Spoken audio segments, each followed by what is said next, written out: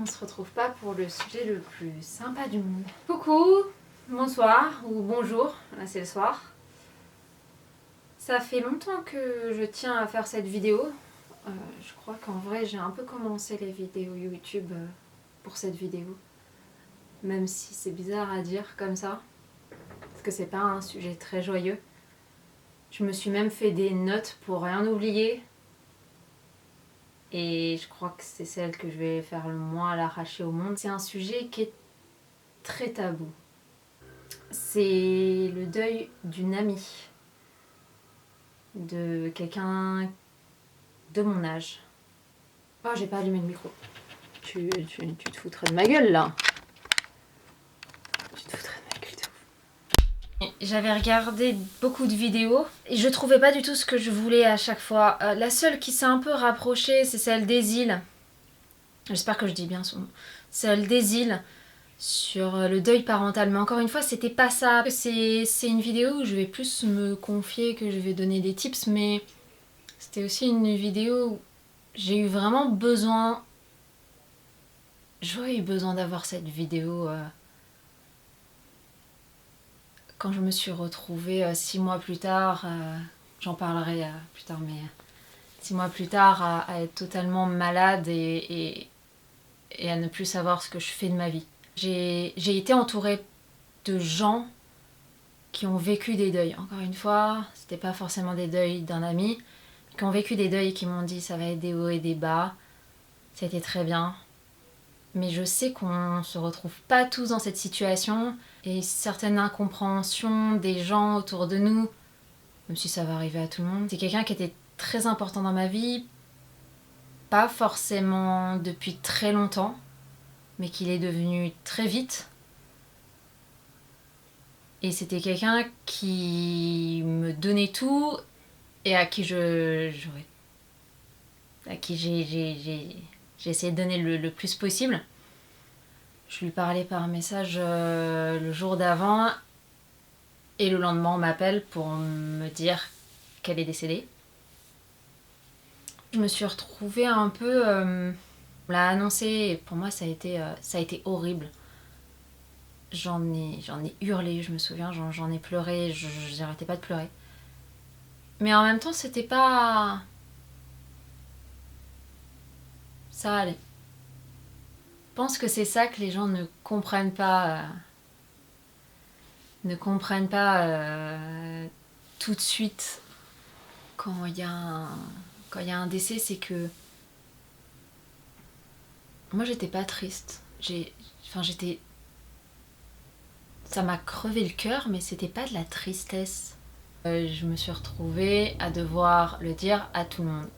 Là, je pense que ça a été une phase de déni assez grande même plutôt, si je parlais français. Pilote automatique pendant 4 mois, tout allait bien. L'enterrement, j'y suis allée. Il y avait des gens qui pleuraient, moi j'étais totalement... J'étais là sans être là. Bien l'été, tout se passe, je me dis ah franchement ça va. Je gère bien. Elle me manque mais je gère bien. Donc au bout de 6 mois, là c'est parti en vrille. J'ai été très malade. J'étais tout le temps triste. Je faisais que penser à elle. Je l'ai idéalisée. Je ne supportais plus d'être avec certaines personnes, voire même mes amis en général. Et en fait, c'est à ce moment-là où je me suis aperçue que j'avais tout le temps essayé de combler son absence. Je voyais tout le temps du monde, j'étais tout le temps en train de sortir. Je suis partie dans les 4 coins de la France. Et je fuyais quelque chose. Et à un moment, je me suis retrouvée avec moi-même. Et waouh, ça a été horrible. Ça a été mais... J'en suis physiquement tombée malade, mentalement aussi. Il y avait plus rien qui allait. Pendant 3 mois, ça a été une chute perpétuelle.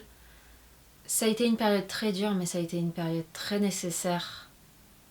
Et c'est ça que j'aimerais dire aux gens qui vivent les deuils, c'est que si vous vivez ça, parce qu'il y a des gens qui ne l'ont pas vécu dans mes amis en commun,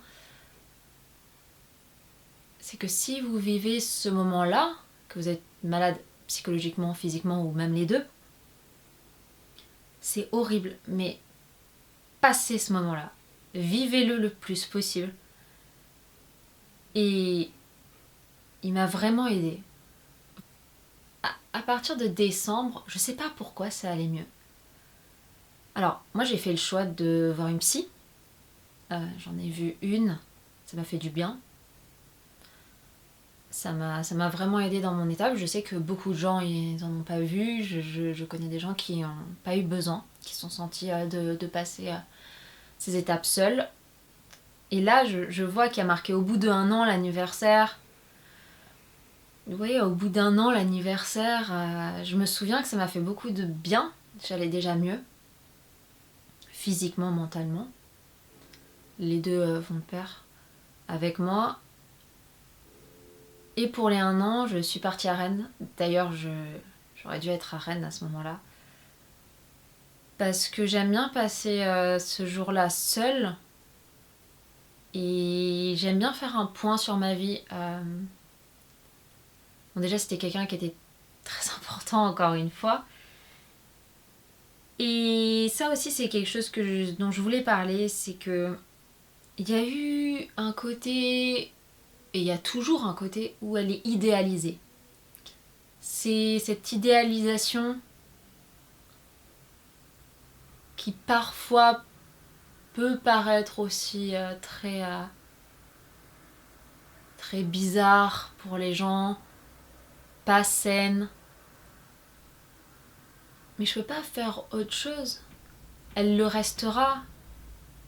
Elle est décédée à un moment où elle m'a apporté tellement, et où elle m'avait déjà tellement apporté, on avait fait tellement de choses ensemble, j'avais tellement de souvenirs avec elle,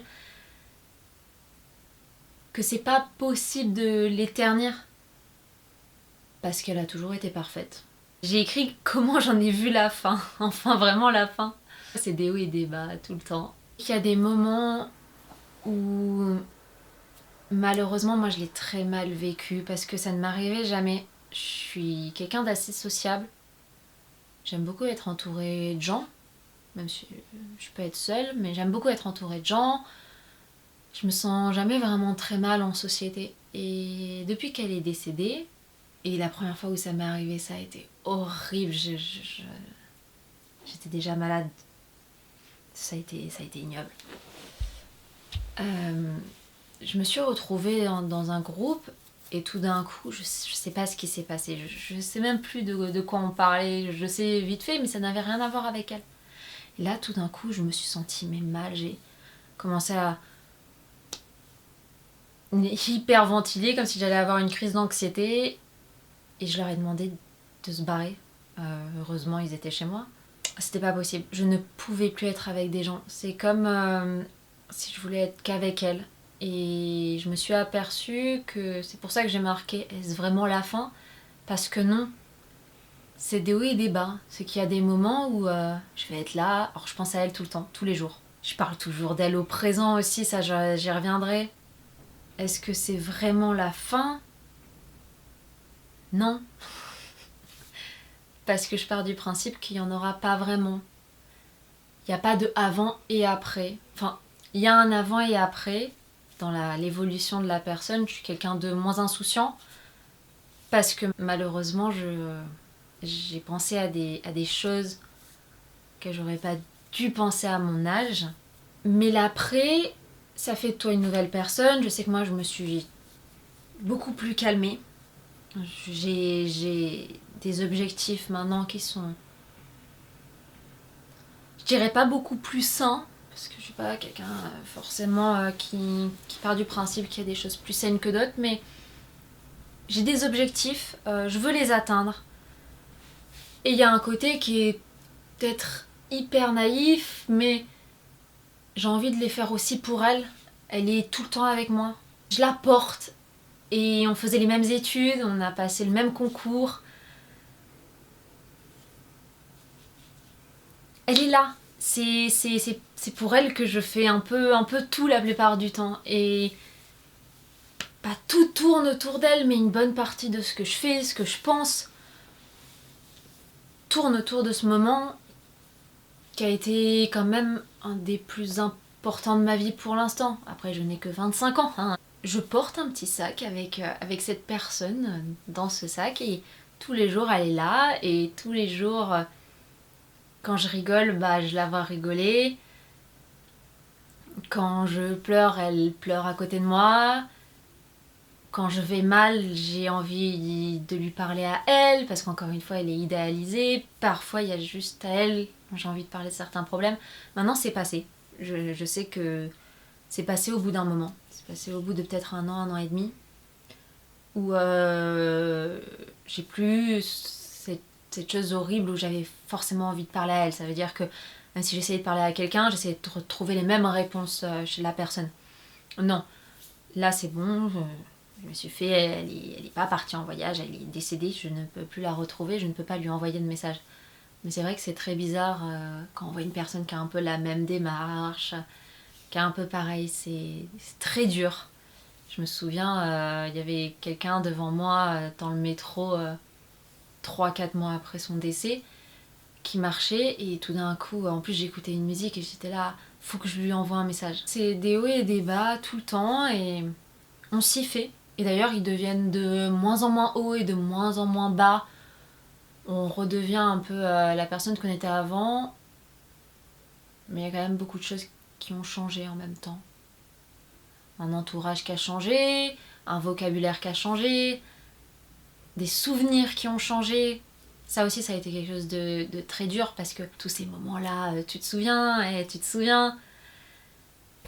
n'existent plus. Ils existent que dans ma tête. Je l'ai très très mal vécu l'anniversaire des 6 mois. Et j'en parlais tout le temps. Oh mon Dieu, c'est horrible. C'est comme si je vivais dans un rêve. Je peux plus en parler. C'est comme si j'avais pas vécu ces moments. Et après, je suis revenue sur ça en ayant passé ces 6 mois au bout d'un an. Non, ils ont existé. J'ai des preuves. C'est bête, hein, mais la technologie, ça fait plein de choses. J'ai des photos, j'ai des moments, j'ai des messages, j'ai tout. Ils ont bien existé, Roxane. Il y a pas de problème. Ils sont là. Et tu peux pas les enlever. Il m'a fallu 1 an pour m'apercevoir de ça. Que non, c'était pas horrible parce que j'allais être la seule à m'en souvenir. Ça allait être normal. Et ça rendait pas le souvenir moins intense ou moins important. Il est tout aussi beau. J'ai eu beaucoup de mal, ça aussi c'est quelque chose dont j'ai envie de parler. J'ai eu beaucoup de mal parfois à retourner sur certains endroits où on était ensemble. J'ai toujours du mal, je la revois toujours à ces moments-là. Et il y a des moments où je me suis fait des souvenirs avec d'autres personnes. Mais ça a été très compliqué de me refaire des souvenirs. Il y a eu aussi ce moment spatio-temporel où... Oh, attends. J'étais avec elle. J'étais pas avec toi normalement. C'est pas normal. Et maintenant ça va très bien. Mais pendant quelques mois ça m'a fait ça aussi. Retourner à ces endroits avec d'autres personnes ou retourner seule. Et me dire non ça va pas, elle est pas là. Comment on discute d'elle maintenant? Alors, il y a 2 cas de personnes. Il y a ceux qui la connaissaient, avec qui on en parle au passé, et si le présent s'invite, ce n'est pas un problème. On en parle au passé et à l'imparfait très facilement maintenant. Ça a été plus compliqué les premiers mois, maintenant c'est très facile. Ouais, elle faisait ça, elle était comme ça, tu t'en souviens? Ouais, je m'en souviens. Et après, il y a le deuxième cas. Il y a ceux des gens qui ne la connaissaient pas. Et dans ce deuxième cas, il y en a encore 2 de cas. Il y a les personnes qui vous connaissiez au moment du décès, donc avant, quand elle était vivante.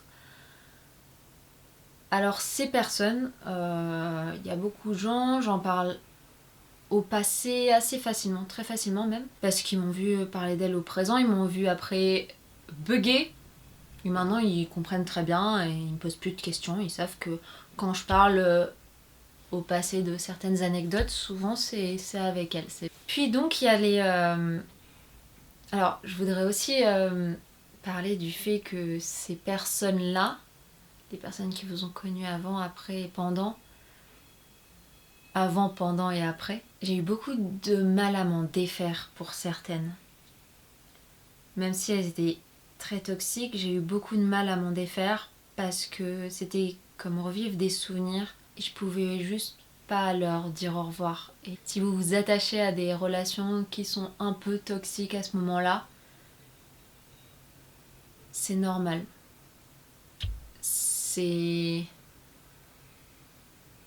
On retrouve un peu de cette personne, même s'il la connaissait pas. Hein.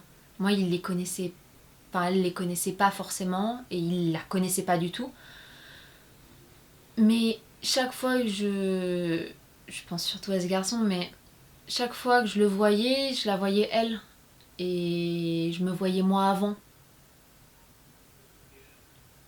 Et je me voyais parler avec elle de lui. Puis donc il y a les gens qui ne vous connaissiez pas à l'époque. Que vous ne connaissiez pas à l'époque surtout. Alors eux, je me présente pas en disant voilà, je m'appelle Roxane, j'ai perdu une amie. Non. Mais elle a été importante, elle est toujours importante. Elle est dans mon travail, même si j'ai pas forcément envie de dire mes études, mais elle est dans mon travail. Il y a beaucoup de choses que je fais pour elle. Il y a beaucoup de choses qui sont en rapport avec elle, donc parfois on me pose des questions. La plupart du temps j'en parle au présent, parce que j'ai pas envie qu'on parle trop de ouais tu parles au passé. Il y a des gens qui butent sur ça, qui sont là pourquoi c'est à l'imparfait, qu'est-ce qui s'est passé avec cette amie. Et quand on dit oui je me suis juste engueulée avec elle, ça passe. Mais quand on dit elle est décédée, c'est une autre affaire. C'est que moi ça me gêne. Je suis très très gênée de le dire. Et en plus de ça, je n'aime pas les réactions. Parce qu'ils sont... ils savent pas quoi dire. Et je ne suis pas quelqu'un de très gentil. Parce que j'ai beaucoup de mal avec les gens qui me disent « Ma pauvre, oh là là, c'est affreux. Oh, si jeune. » Je préfère carrément qu'on me dise... Mais encore une fois, tout à chacun... de faire comme il veut et de penser comme il veut. Mais je suis plus des personnes qui préfèrent les gens qui me disent je sais pas quoi te dire. Parce que c'est vrai, la plupart du temps, tu sais pas quoi me dire. Parce que même moi, je sais pas quoi te dire en fait. Je t'ai avoué quelque chose qui est assez dur pour moi et tu vas pas me remonter le moral en me disant ma pauvre. Et tu vas pas me remonter le moral en me disant si jeune. Au contraire. Puis il y a les gens à qui j'en parle au passé assez vite. Je me souviens aussi d'un garçon, j'ai eu aussi une sorte d'histoire avec lui et ça a été très dur parce que je parlais d'elle tout le temps et il l'a assez mal accepté et j'avais l'impression de le prendre en pansement d'un peu tout. J'aurais dû peut-être rester seule à ce moment-là.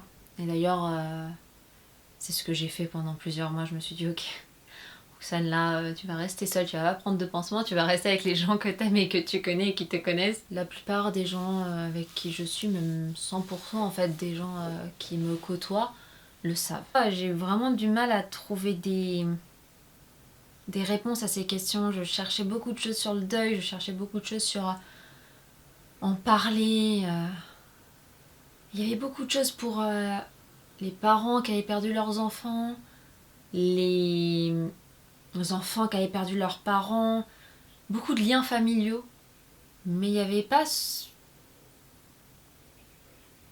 ce côté où qu'est-ce que c'est que de perdre un ami? Parce que là on perd pas, encore une fois, une amitié, on perd quelqu'un, on perd une entité, on perd quelqu'un de physique, quelqu'un qu'on peut toucher, qu'on peut voir. Je suis pas en train de... parce que clairement, je l'ai très mal pris une fois quand je l'ai lu dans un livre. Une femme disait oui, c'est pire de perdre quelqu'un, de perdre ses sentiments que de perdre... Enfin, qu'elle meure. Non.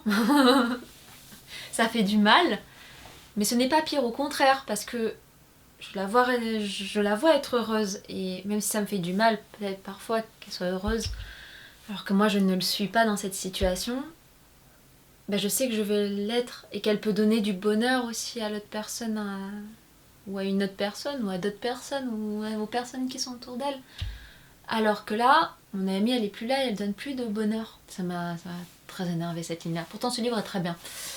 Qu'est-ce que j'en pense maintenant au bout de 2 ans? Je pense que ça m'a permis de faire le tri.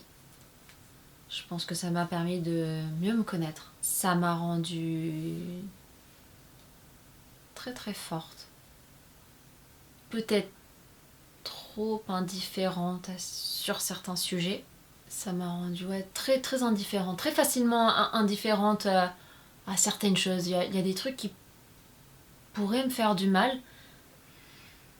Puis je suis là en mode ouais non, j'ai vécu pire. Je pense que je me sens mieux avec moi-même. Je me sens plus en phase et je sais plus ce que je veux. Ça me permet donc d'être plus dans des choses actuelles parce que aussi, voilà, elle est décédée, elle était plus jeune que moi. Qu'est-ce que je fais si ça m'arrive? Beaucoup de gens qui la connaissaient ont pensé la même chose que moi. Qu'est-ce qui se passe? Qu'est-ce qu'on veut vraiment?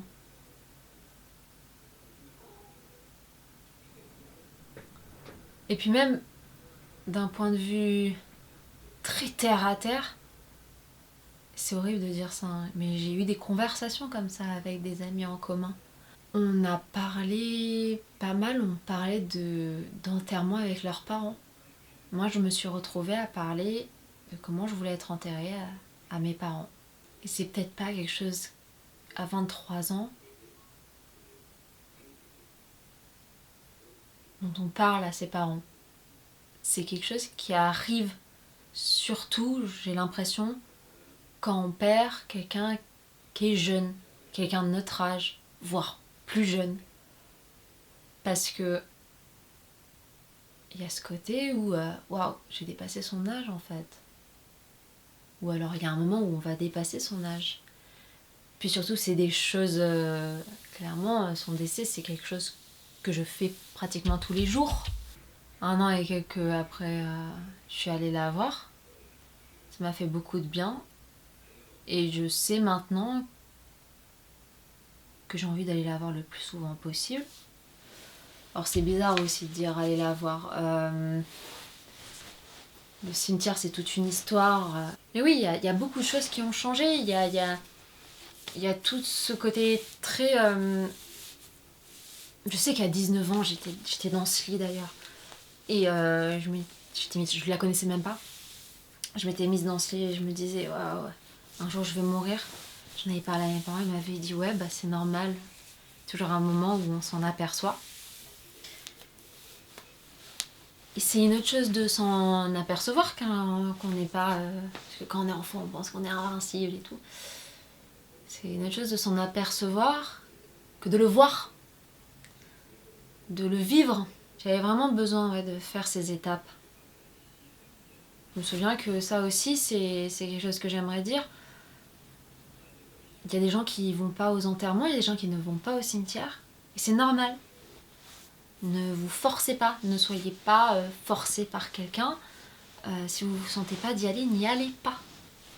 Et si vous vous sentez d'y aller, si vous pensez que vous devez y aller, allez-y. Et si dans 10 ans, vous avez envie d'y aller, allez-y. Ne vous obligez pas à faire quelque chose parce qu'on vous dit il faut y aller, il faut le faire. C'est bête. Dans ces moments-là, c'est bête. On vit tous notre deuil d'une manière totalement différente et qui n'est pas forcément compréhensible pour tout le monde. Vivez-le vraiment, ne vous forcez pas. Et ne vous forcez pas à dire dans 1 an je vais aller faire un pèlerinage sur sa tombe. Non, allez-y quand vous sentez que vous avez envie de le faire. Puis parfois vous n'allez même pas le sentir. Vous allez juste vivre avec les souvenirs et ça va être très bien. Parce que c'est ça en fait. Clairement, une tombe c'est très beau et ça nous rappelle, mais c'est un objet, mais il y a beaucoup d'objets moi qui me font penser à elle. La tombe, moi j'y vais parce que j'en ressens le besoin. J'aime y être. J'aime l'atmosphère de cet endroit. J'aime être là, voir qui a mis quoi sur sa tombe. J'adore la vue de son cimetière. Enfin, c'est des choses bêtes, mais dont j'ai besoin. Il y a des gens qui n'en ont pas besoin. C'est pas grave. C'est normal. Moi, par exemple, mes grands-parents, je vais pas mentir que il y en a avec qui j'ai eu beaucoup de souvenirs. Je ne vais à jamais sur leur tombe. Je ne ressens pas le besoin. Pourtant, je vais dans la ville où ils sont une fois tous les 2 ans. Alors qu'elle, je me tape 6 heures de voiture pour aller la voir. Parce que j'en ai besoin pour me reconstruire, pour être moi. Voilà, je pense que j'ai un peu parlé de tout. J'essaie de pas oublier, enfin de pas oublier pas zapper quelque chose. Et je remercie d'ailleurs tous les gens qui m'ont aidé à passer cette étape, qui sont encore dans ma vie ou qui ne le soient plus. Merci d'avoir été là, même si vous n'êtes plus forcément là. Il y a des commentaires d'ailleurs de personnes qui sont très vite parties mais qui m'ont beaucoup aidé. J'ai envie de les remercier tous les jours, même si je leur parle plus. C'est très personnel ce que je vais dire, mais je suis quelqu'un qui voit le mal un peu partout, même dans les choses que j'aime. Et elle voit le bien même dans les choses qu'elle aimait pas. J'avais besoin d'elle pour penser comme ça. Et maintenant, dès que je vois quelque chose de mal, même dans les gens que j'aime, je repense à elle et je fais t'as pas le droit. Il y a plus cette balance. Donc je vous dis au revoir. On se retrouvera pour quelque chose de plus drôle et encore très très n'importe quoi. Fait à l'arraché, comme à Barbès, comme dirait Michel. J'aimerais bien, faudrait que j'arrive à mettre les liens. Et voilà. Prenez soin de vous, prenez soin des gens que vous aimez. Ça, je vous le dis vraiment. Et surtout, ça, c'est quelque chose que je peux que vous recommander. Dites-leur que vous les aimez, franchement. Vous faites pas chier. Juste dites-leur. T'aimes quelqu'un, même si ça va être non la réponse, dis-lui, ça va te faire du bien. Tu sais jamais de quoi l'avenir il sera fait. Dis-le. T'emmerde pas. Dis-le. Regrette pas, n'aie pas de remords, ni pas de regrets, ni rien du tout. Dis-le. Dis-le 100 fois, 2000 fois. Crie-le si t'as besoin de le crier. L'harcèle pas. Je dis juste de lui dire. Allez, salut.